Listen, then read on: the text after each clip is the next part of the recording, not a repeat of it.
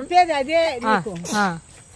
ధనియాలు మిరియాలు మరిన్ని పోయా కారం తాగలేము అంత సొంటి తెప్పించు అన్నీ బాగా కొంగకొట్టి డబ్బాలో పెట్టుకో. ఒళ్ళు నొప్పులు ఉండవు, కాళ్ళ తీపులు ఉండవు. ఆయన మామూలుగా డికాషన్ నీళ్లు కాగబెట్టి పొడి వేసి పాలు తెప్పించి పాలు పోయి దాంట్లో బాగా కాగని తాగు పరగడుకుని మళ్ళీ సాయంత్రంగా తాగవచ్చు.